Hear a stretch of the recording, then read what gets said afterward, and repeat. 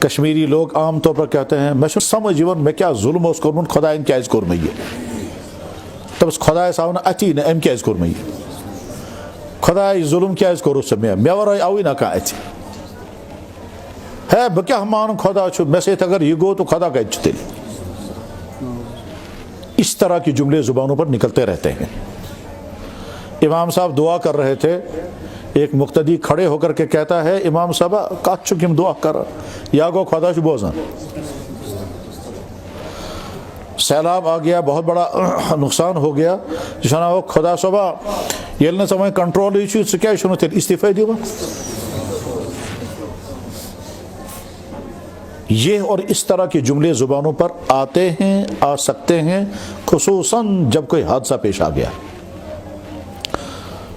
تو جواب یہ ہے کہ پریشانیاں, مصیبتیں, حادثے دنیا میں ہر انسان کے ساتھ آ سکتے ہیں.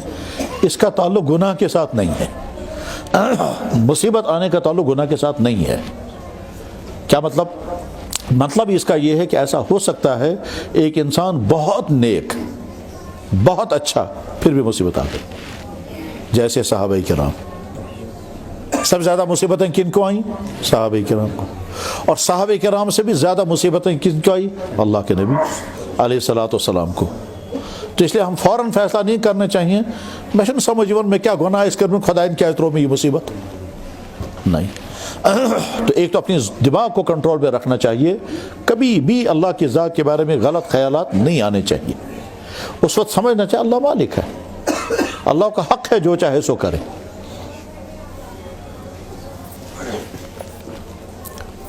آپ اپنے پارک میں قسم قسم کے پھول لگاتے ہیں, ٹھیک ہے, ان پھولوں کے ساتھ بہت اچھے اچھے قسم کے پلانٹس لگاتے ہیں, اور آپ کبھی ڈیسائیڈ کرتے ہیں یہ پلانٹ ہم کاٹ دیں گے, اس کی کٹائی کریں گے, ایور گرین کو ایسے بنائیں گے.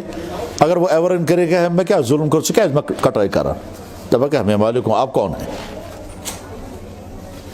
آپ کے گھر میں مرغے ہیں, آپ جس مرغے کو چاہے جس دن چاہیں ذبح کریں, کیوں کر رہے ہیں کہ ہم مالک ہیں. آپ کے گھر میں گائے ہے, وہ گائے بہت آرام کے ساتھ رہ رہی ہے, آپ نے ڈیسائیڈ کیا یہ کرو قربان, یہ گائے کہہ سکتے یار بکیز مارک سے, تو ہم مالک ہیں. تو جیسے ہم اپنی چیزوں کے مالک ہیں اور جو چاہے ہم فیصلے کر سکتے ہیں اور کسی کو اعتراض کرنے کا حق نہیں ہے, اللہ بھی تو ہمارا مالک ہے. ایک نمبر دو, اللہ کبھی ظلم نہیں کرتے. ان اللہ لا یظلم الناس شیئا, اللہ کسی انسان پر ظلم نہیں کرتے. لیکن جب کسی انسان پر مصیبت آتی ہے تو اس مصیبت میں دو مقصد ہوتے ہیں.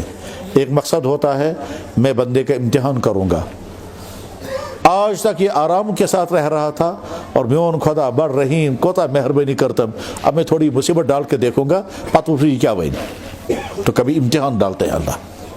وَلَنَبْلُوَنَّكُمْ بِشَيْءٍ مِّنَ الْخَوْفِ, میں ضرور تمہیں آزماؤں گا. خوف, پریشانی, نقصان, بھوک, بیماری, حادثہ, میں دیکھوں گا صبر کرو گے کہ بے صبری کرو گے. اگر تم نے صبر کیا تو اللہ فرماتے ہیں بشر الصابرین, میری طرف سے خوشخبری ہو ان کو جن کو میں نے مصیبت ڈالی اور پھر صبر کیا. اللہ اکبر, اللہ اکبر. مجھے عجیب عجیب دعا یاد آ گئی. اللہ اکبر. جناب رسول اللہ صلی اللہ علیہ وسلم نے دعا کی, یا اللہ آپ نے مجھ پر مصیبت ڈالی تاکہ میں صبر کروں. شکوہ نہیں کیا مصیبت کیوں ڈالی, کہا یا اللہ آپ نے مجھ پر مصیبتیں ڈالی تاکہ میں صبر کروں. میں صبر کر نہ سکا, میں صبر کر نہ سکا, پھر بھی آپ نے مجھے رسوا نہیں کیا. شکوہ نہیں کر رہے ہیں خدا سے کہ تمہیں مصیبت, کہتے ہیں صبر کا امتحان لے رہے تھے. تو اللہ کے نبی سے بڑا صابر دنیا میں کون ہے, لیکن پھر بھی کہہ رہے ہیں میں ہوک نہیں کہتے تھے امپتھ. اللہ اکبر. اس دعا میں اللہ کے نبی نے فرمایا یا اللہ آپ نے مجھے نعمتیں عطا کی تاکہ میں شکر کروں, میں شکر کر نہ سکا, پھر بھی آپ نے مجھ سے نعمتیں نہیں چھینی. یا اللہ آپ نے مجھے نعمتیں عطا کی تاکہ میں کھاؤں اور میرے بدن میں طاقت آئے اور میں آپ کی اطاعت کروں. میرے بدن میں طاقت آئی مگر میں آپ کی اطاعت کر نہ سکا, پھر بھی آپ نے مجھے ذلیل نہیں کیا. یہ اللہ کے نبی نے دعا کی ہے, الحزب العظم میں موجود ہے. تو خیر میں یہ عرض کر رہا تھا کہ جب خدا نہ خواستہ مصیبت کبھی آئے اور ذہناً تیار رہنا ہے، کبھی نہ کبھی کوئی نہ کوئی مصیبت ضرور آئے گی، صحت کے اعتبار سے، مالیات کے اعتبار سے، گھر کے اعتبار سے۔ ہو سکتا ہے آپ کو پریشانیاں آئیں والدین کی طرف سے، بیوی بچوں کی طرف سے، پڑوسیوں کی طرف سے، رشتہ داروں کی طرف سے، دفتر کے ملازموں کی طرف سے، افسر کی طرف سے، کسی اور کی طرف سے مصیبتیں آ سکتی ہیں۔ اس وقت مصیبت کا مقابلہ کرتے کرتے دماغ یا زبان سے اللہ کے متعلق غلط کمنٹس بات مت کرنا۔ ایک صحابی کا نام ہے خباب ابن ارت رضی اللہ تعالیٰ عنہ، ان کو پیٹ میں تکلیف تھی۔ یہ پیٹ کی تکلیف کیا تھی واللہ عالم، لیکن تھی، اور ساری زندگی یہ تکلیف رہی۔ بار بار اللہ کے نبی علیہ السلام کی خدمت میں آ کر کہتے تھے یا رسول اللہ مجھے اجازت دے میں خودکشی کر لوں، بار بار مجھے اجازت دے میں خودکشی کروں گا، اب نہیں برداشت ہوتی ہے تکلیف۔ بخاری میں بھی حدیث ہے، ترمذی بھی حدیث، یہ تمام کتابوں میں ہے کہ خباب ابن ارت نے حضور سے درخواست کی یا رسول اللہ مجھے اجازت دیں، میں تکلیف بہت زیادہ ہے، میں برداشت نہیں کر سکتا، میں خودکشی کروں گا۔ اللہ کے نبی علیہ السلام نے سختی سے منع کیا، ہرگز نہیں، ہرگز نہیں، ہرگز نہیں۔ ٹھیک، اس کو چونکہ بہت تکلیف تھی، صحابہ نے تصور کری تو کوتا تکلیف ایسے سخت تکلیف تھی۔ اس تکلیف میں ان کو کسی نے بتایا کہ آپ کا علاج یہ ہے کہ آپ لوہا گرم کر کے پیٹ میں لگاؤ۔ تو شستر لوہا راڑیں گرم کر کر کے پیٹ میں لگائی اور سارا پیٹ جلا دیا، مگر تکلیف دور نہیں ہوئی۔ جب جناب رسول اللہ صلی اللہ علیہ وسلم کا معلوم ہوا کہ انہوں نے اس طرح سے علاج کیا ہے، اس زمانے میں ایک علاج یہ بھی ہوتا تھا، یہ اس زمانے کی تھراپی تھی، آج کے جو تھراپی ہے اس زمانے کی تھراپی تھی، شستر گرم کرت لاگون، اور جیسے آج بھی جانوروں کو لگاتے ہیں، چنا لگا جانور، تو اس کی وجہ سے جانور کی طبیعت میں تبدیلی آ جاتی ہے، دان چھنا کنٹرولس میں جیون، تو جیسے جانوروں کو داغتے ہیں، داغنا، اس کو کہتے ہیں علاج بالکئی، حدیث میں اس کو کہتے ہیں علاج بالکئی۔ تو اللہ کے نبی علیہ السلام نے اس کے بعد منع کر دیا، آج کے بعد علاج بالکئی کوئی نہیں کرے گا۔ جب دیکھا ہو تو ساری زندگی حضرت خباب بن ارت اسی پیٹ کی تکلیف میں برداشت کرتے رہے، جھیلتے رہے، تڑپتے رہے۔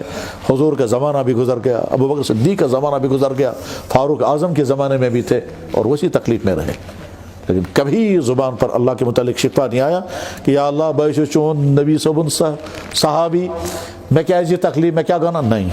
تو بہرحال اگر زندگی میں کبھی تکلیف آئے، مصیبت آئے، صحت کے اعتبار سے، مالی اعتبار سے، دفتری اعتبار سے، دکان کے اعتبار سے، گھر کے اعتبار سے، تو مصیبتوں کا مقابلہ کرتے کرتے نہ دماغ میں اللہ کے بارے میں غلط خیالات آنے چاہیے اور نہ زبان پر غلط کمنٹس نکلنے چاہیے۔ بس اس کو میں آیت پر ختم کرتا ہوں۔